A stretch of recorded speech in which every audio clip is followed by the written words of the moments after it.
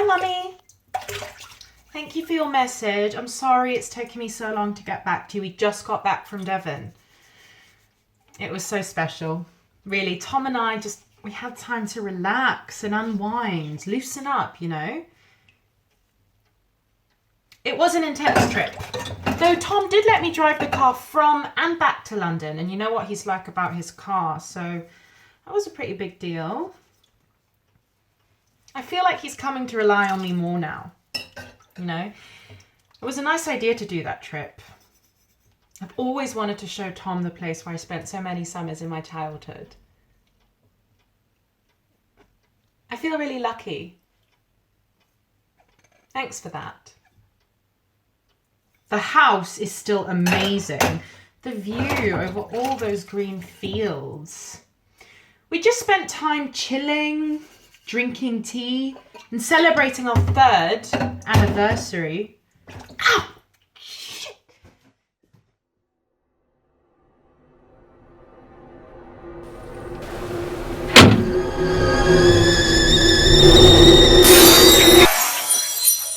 I always kept on going. Just like you told me. On the way to Devon, I was driving, and Tom was just yelling at me for, it felt like forever. He wouldn't stop yelling when I asked him politely to do so. It's dangerous having an argument like that in a car, on the highway.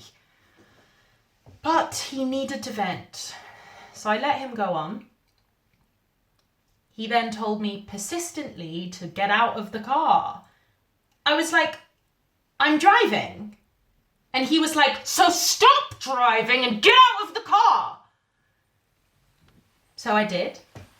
I stopped the car and he got out and he yanked open my door. And before I knew it, he had just driven off and left me behind. There's still no signal in the area. And it was dark. Really dark. I got lost a couple of times. I mean, I thought I would have been fine. You know, I've been there 1,000 times, but...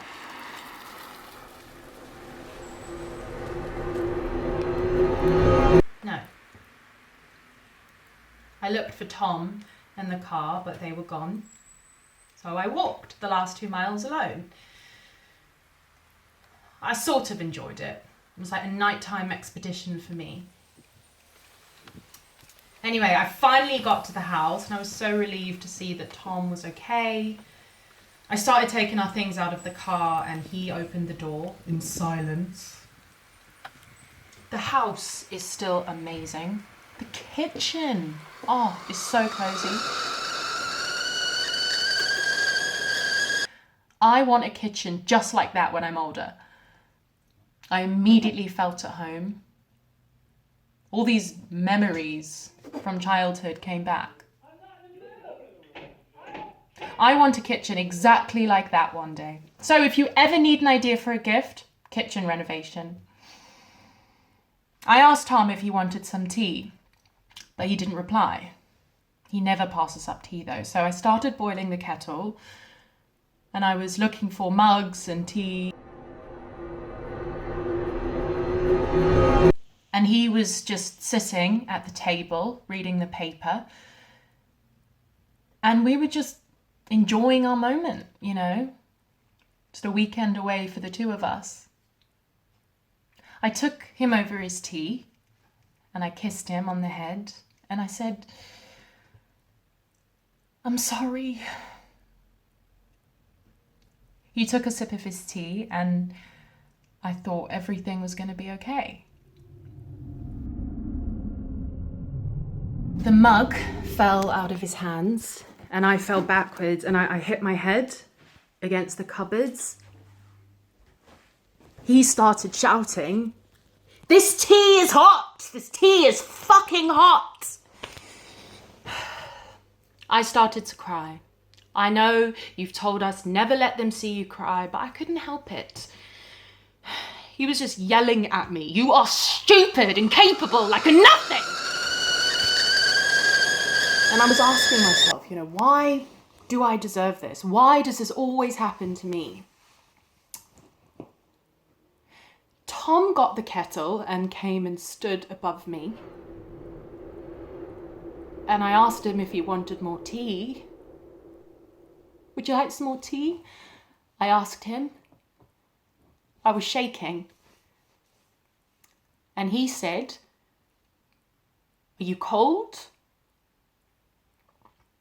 Would you like me to warm you up?"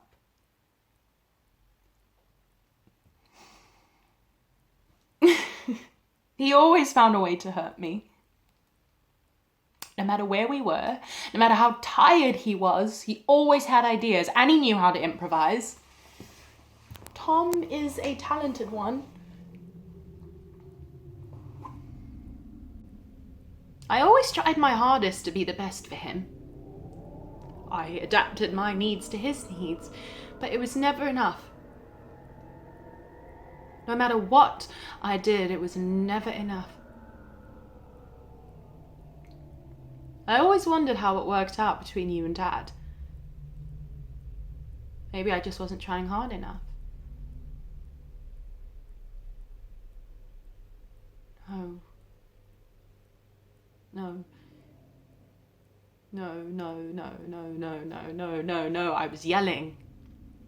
Again and again and again for the first time ever. No.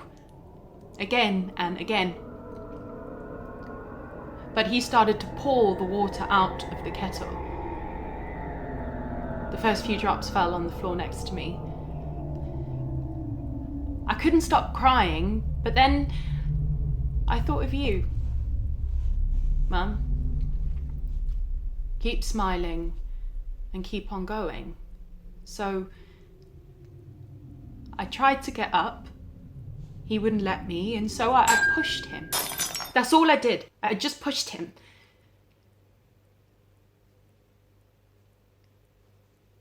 No one spoke. Silent.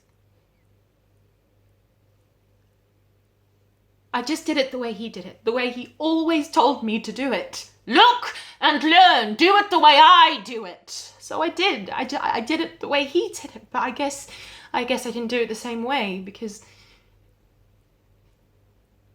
it was silence.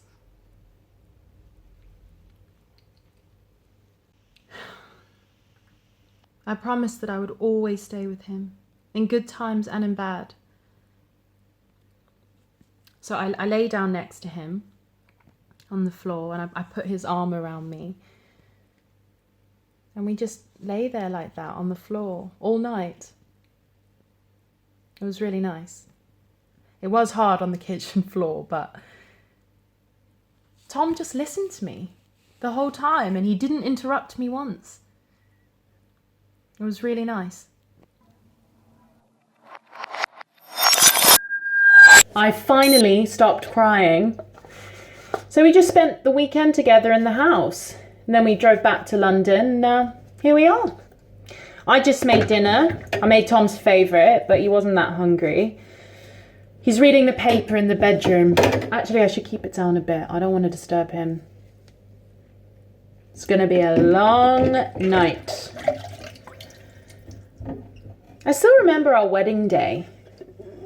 I couldn't believe that all those people were there just to celebrate us, our love. I couldn't stop crying. You fixed my veil, the same one that you and Gran wore. And I finally had the honour. It's a lovely tradition. Granny just kept saying, "It's going to be all right." But I couldn't stop. I could not stop crying. And then you said, "Just keep on going. Smile and keep on going." Mummy, I have to go. I don't want to piss Tom off again. I'm sorry it's such a long message and like 5 different video chats, but I really wanted to face-to-face explain it to you. Please give Daddy a kiss from me and let me know how your tomatoes are going. And I can't wait to hear back from you. I love you so much, Mummy. Bye.